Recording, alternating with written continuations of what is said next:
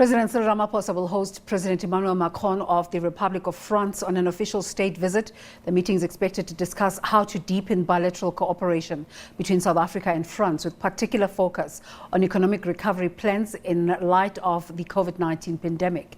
The two heads of state will also pay a visit to the Vaccine Production Support Initiative for Africa at the University of Pretoria. For more on this, let's bring in foreign editor Sophie Mokoena. A very good morning to you, Sophie. Take us through the importance of this state visit by the French president. I think in general, it is quite important to note that Macron did visit Africa in 2021, starting with Rwanda. Clearly, the focus there was around COVID-19, but also the 1994 genocide and the role of France in supporting the perpetrators. And we have heard that he visited the site, the memorial site, but also interacted with the victims of that genocide. But questions are raised around his statement where he chose to ask for forgiveness rather than going far enough to apologize. But him saying that it is because this is how far France perhaps can go in terms of that tragedy. Now in South Africa, it's a complete different visit.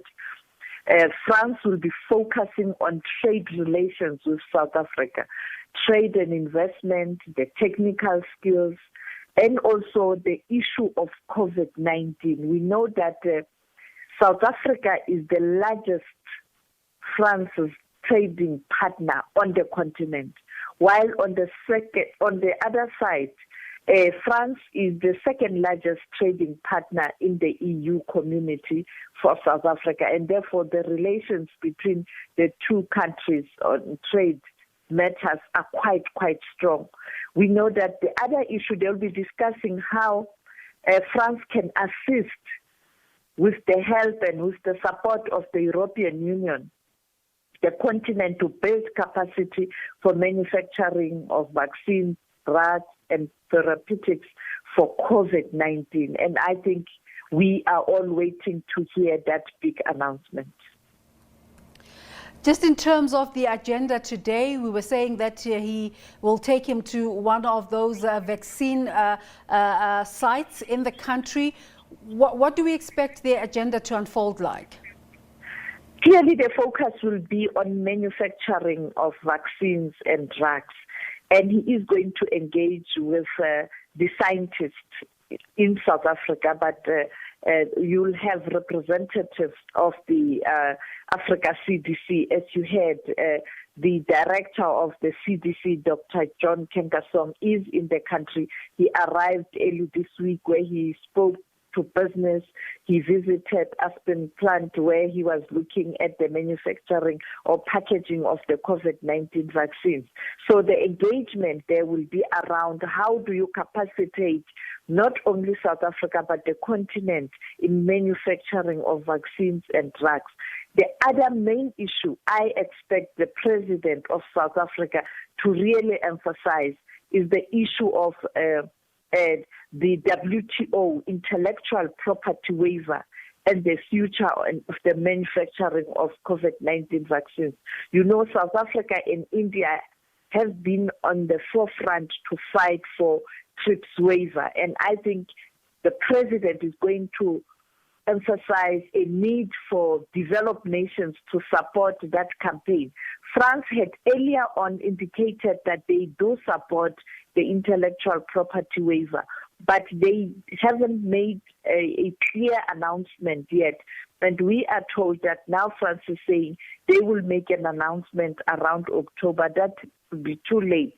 But we know that countries such as the United States of America has already made its position clear that they are supporting the TRIPS waiver. So these are the two important issues. But I think for me is the announcement in terms of euros or dollars, how much is the European Union, the World Bank, and France going to pledge in the building of capacity for manufacturing of vaccines and drugs on the continent, not only in South Africa. But the other issue, remember the G7 meeting coming in 2 weeks, where France, a member of the G7, will participate.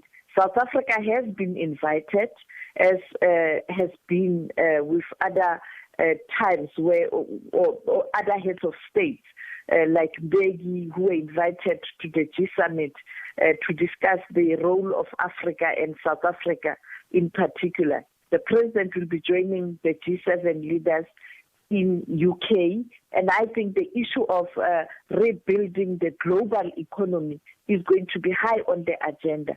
Even here, I expect during the bilateral talks, the president of South Africa to emphasize a need for the developed nations to ensure that they support the poorer nations and the developing nations in terms of dealing with the current challenge of the economy due to COVID-19.